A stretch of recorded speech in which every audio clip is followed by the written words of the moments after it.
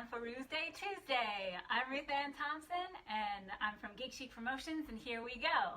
Oh, luckily my landlord, always, it is the exact time that I do this show. I don't know if you've noticed that my landlord starts gardening with the hose and everything, so hopefully he's done for a little bit. But hello. All right, so welcome back. Today we want to talk about, I want to talk about, oh, there he goes. Oh, good. Whew, thought we lost him. He's all right. He's still gardening out there. So today we're going to talk about X-Men.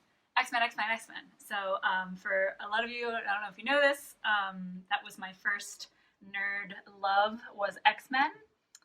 So it makes me really happy to have it be all over the place right now. There was just the announcement of what the Legion Season 2 series will be about. So I didn't read it because I don't like spoilers, and to admit it, I haven't watched the first the first season of Legion. I'm sorry. I know it's a good one. I know it is, but I haven't seen it yet. So I apologize for that. But how I first started with X-Men was actually not the comic book, though my brother did read it. But how I started was with the sweet 90s TV show of X-Men. Yep, that was me. That is what I watched, probably starting at like 8 or 9, 10, 11, 12. Like that's what we all would watch, and then play on the playground. We would all play one of the parts of one of the X-Men, of course, and then play on the playground with that.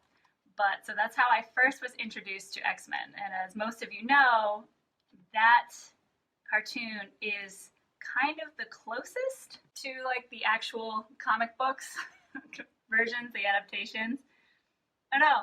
Hey, Brandon. Oh, did it freeze? Is it still frozen? Comment below if it's still frozen. Okay, well, I'm just gonna keep going, and if somebody responds with if it's frozen or not, or now if the sound is working, let me know, because I'll just keep going until then. Yes, but 90s cartoon show, huzzah! That's how I first started. And as far as I can tell, after actually going back and reading all of the comic books, this is only a small amount of the comic books I own of X-Men. Just letting you know. Oh, I see. Oh, so Brandon, you can hear. Hello, yay. Okay. Whew. Everybody's really stressing me out with the technology here today. So, make sure that's muted. Okay, good.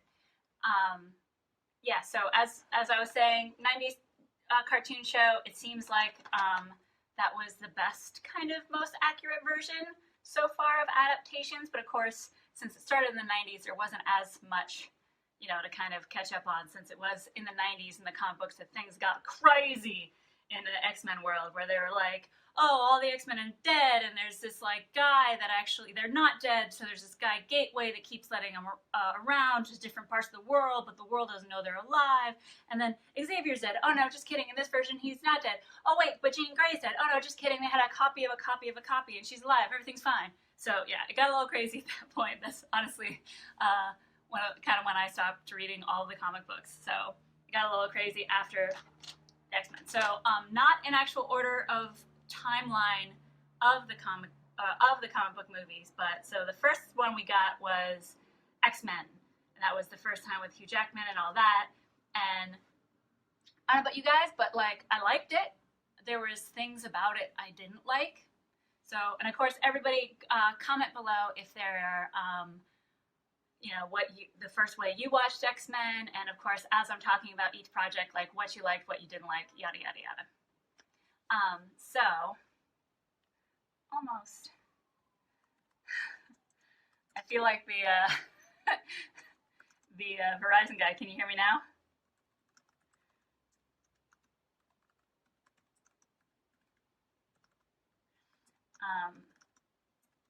So I didn't mind the first or the second of those X-Men movies. Again, there were things that I didn't like. I did not like their version of Rogue. I did not like their version of Storm.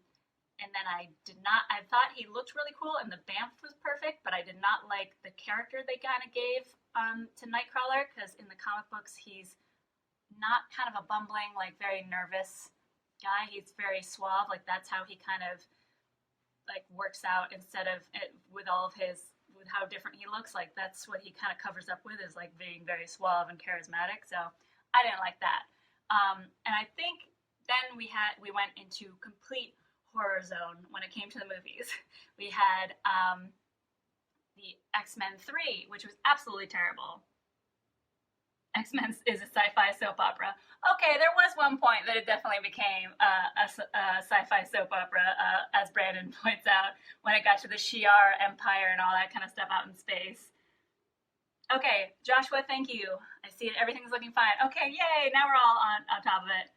Okay, yeah. So the animated X-Men series was also Brandon's introduction, as a lot of us are of 80s babies. That's kind of was the introduction. So after X-Men 1 and 2, then we got to the terrible X-Men 3, where they tried to do the Dark Phoenix saga and failed so miserably. It was just so bad. It was so bad, guys. Guys, I nerd raged really hard in the theaters. Like, that really hurt. And, like, Juggernaut was an Australian, and he didn't know who Xavier was, and Xavier didn't know who he was, even though they're, like, brothers in the comic books, and it's just really, it was too much. It was too much for me, guys. I could not handle X-Men 3. And then we thought we were going to get better, because we had, what's his name, Liev Schreiber, like, cast as Sabretooth, who would seem like the perfect Sabretooth, you would think, until they put him in this terrible movie, Wolverine Origins and Friends, as I've nicknamed it, which was the unfortunate travesty that just made everything else seem so much better, because it was so bad, guys. Like, that movie, that was so bad. I mean, that was our first iteration of Deadpool, which they failed miserably, but luckily, you know, our boy is awesome and went back and did an actual movie, so huzzah on that. But yeah, I would say, in all honesty, Wolverine Origins was the moment that I was kind of gave up on like comic book movies. I was like, nope, it's gonna hurt me every time. Like, I'm gonna go in and expect a terrible movie, and that's just what I'm gonna get, because that movie was so bad, so bad. So to clean the palette, we went kind of back in time to try to fix things. We had X-Men First Class, which I don't know about you guys, I loved. Oh yeah, Brandon Allen says Brett Ratner is a horrible director and human being. That is fact. That movie was so bad. But I did like X-Men First Class a lot. I liked the feel of going back to the 60s and like kind of clean slating it and taking some characters that are really more of the New Mutants, but kind of like bringing it all in together. And I liked it. I liked the casting. I liked the style. When they came back with X-Men Days of Future Past, I was concerned because I know that's actually what's crazy about that storyline is technically the one comic is it's just two comics. That's it. That's actually Days of Future Past. Like, the one that Chris Claremont wrote was only 2 comics long, and then then there was a whole kind of universe built off of that, yada yada, later on. But like, it was just a very like little run, but I did not mind everything about that movie. I mean, the thing that I minded the most about Days of Future Past was our cast from the future coming back, because Rogue, again, I don't like their version of Rogue. Yes, Brandon, First Class was so good. But they did pretty good. I still liked, as you can see, and I own it on Blu-ray. Pretty much try to own everything on Blu-ray, kind of, even if I hate it, because I'm a geek and I'm a completionist. But X-Men Days of Future Past, didn't mind it. There's some parts that were starting to wane on me a little bit. Was definitely not as good as First Class. And then we had Apocalypse, which was not great. I didn't like it as much as the other two, but I did not hate it. I don't know how you guys felt about any of those. Joshua says, I love any of the movies which Michael Fassbender as Magneto. Yes. Fassbender as Magneto is so good. I'm gonna flip back now. I know I've like talked about the movies a lot, but can we just real quick, can I geek out about X-Men First Class a little bit? Because him as Magneto is too perfect. And I don't know if you guys listen to the music, but every time Fassbender comes on the screen, he has his own theme music, and it's kind of this dry Western, like kind of in a minor key, like theme music for him.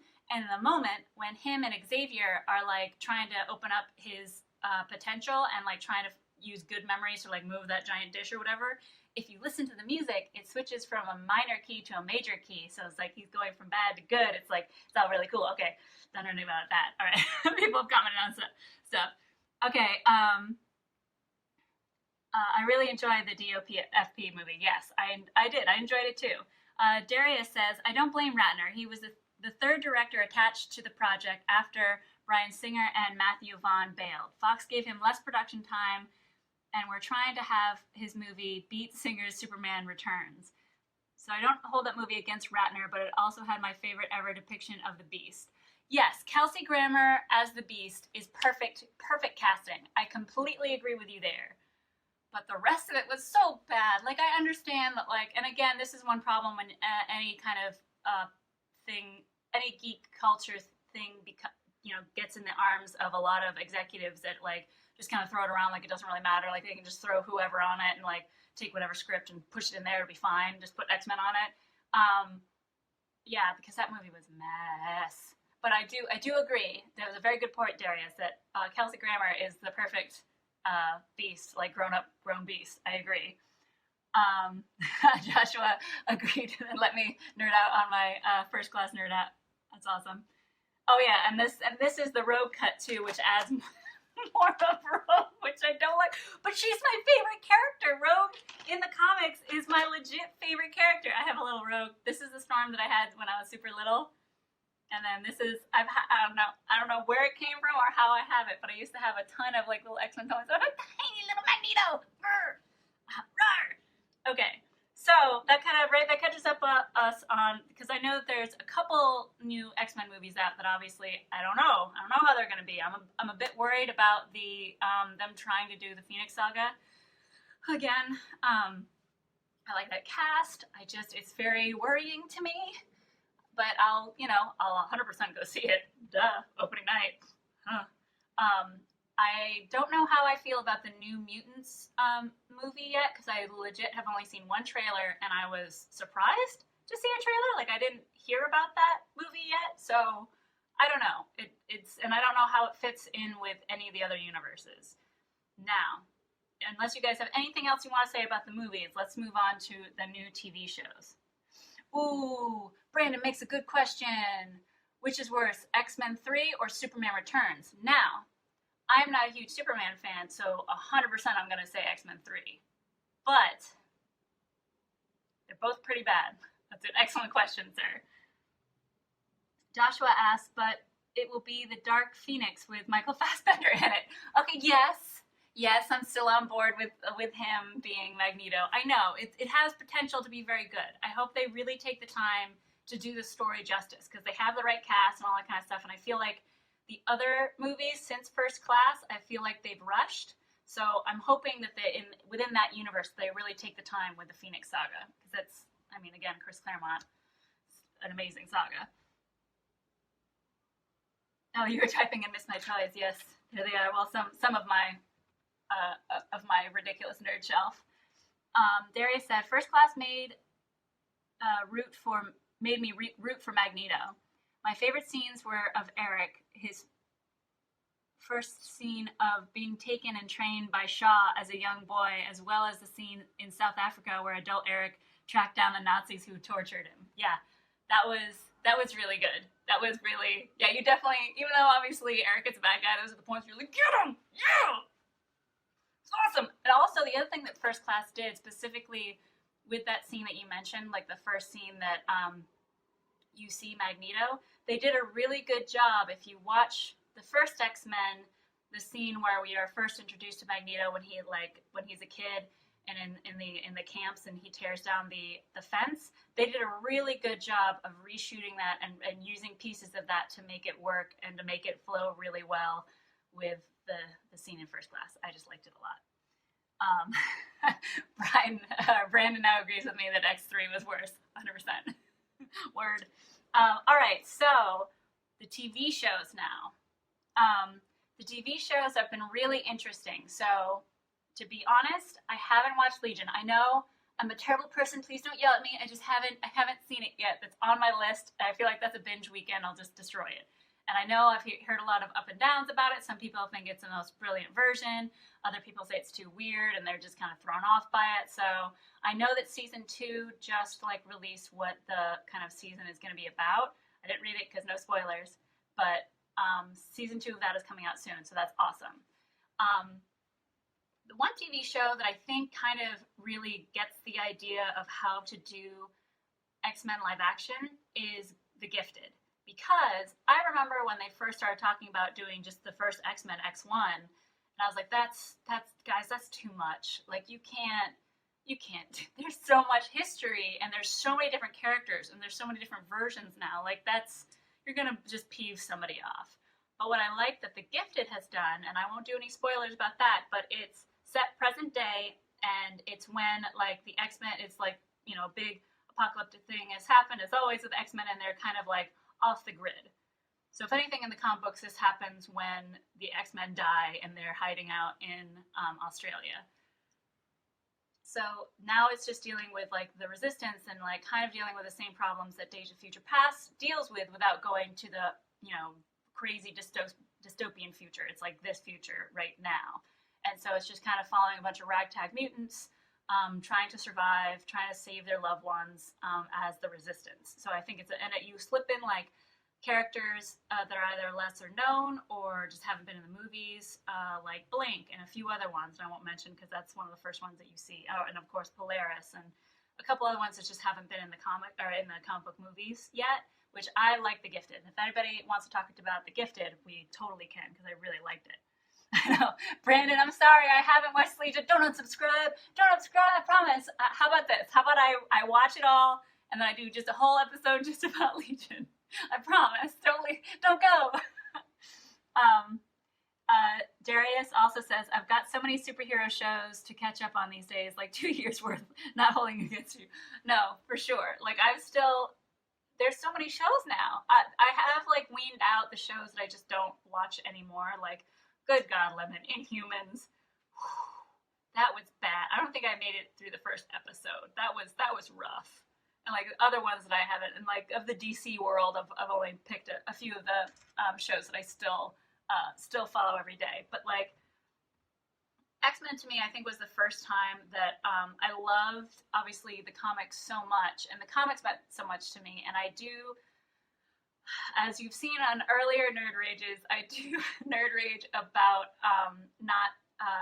about character continuity, and it happens a lot in X-Men. But I've kind of forgive it, but I don't. It's just weird. It's a nerd battle inside of me.